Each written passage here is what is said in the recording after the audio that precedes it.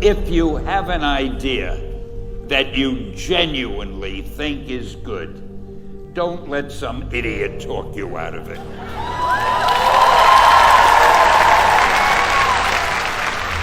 We had already done the Fantastic Four and I think maybe the X-Men, I can't remember the order, but my publisher came to me and he said, Stan, I want you to come up with another superhero.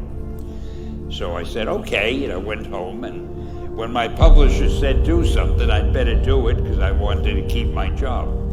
I thought, what can I come up with now? And the most important thing in a superhero at first is the superpower. Once you get that, everything else comes along. So I thought, what power will I give a new guy? And I saw a fly crawling on the wall. And I said, hey, if I could get a superhero that could stick to walls and crawl on them, man, that would be cool. So I thought that was good. Now I needed a name. So I thought, well, let's see, Fly Man, Mosquito Man. I got down to Spider-Man. Spider-Man. It just sounded dramatic. So, okay, I had my hero, I had his power, his name, and then I figured just for fun, I'm going to give him personal problems. Because except for you people who are that your lives are perfect, but most other people have personal problems. And then I thought I'd make him a teenager, because there were no teenage superheroes that I knew of at the time. So armed with all that wonderful material, those great ideas, I ran into my publisher's office and I told him.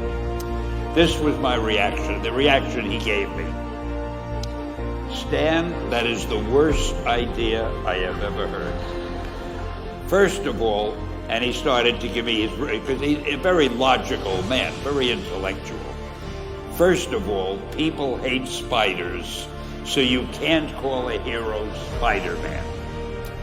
You want him to be a teenager? Teenagers can only be sidekicks. And you want him to have personal problems? Stan, don't you know what a superhero is? They don't have personal problems.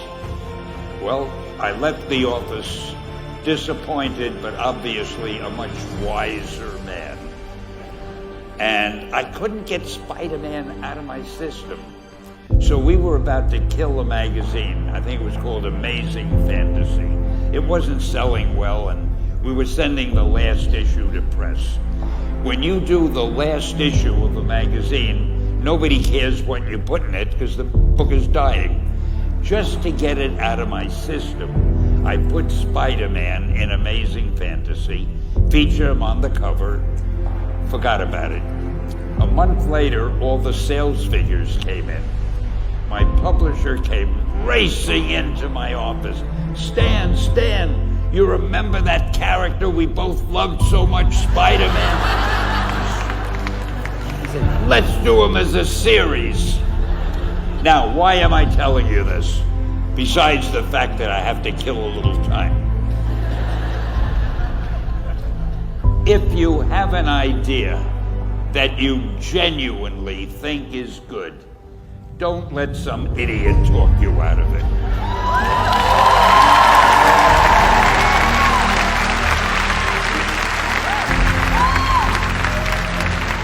Now, that doesn't mean that every wild notion you come up with is going to be genius, but if there is something that you feel is good, something you want to do, something that means something to you, try to do it.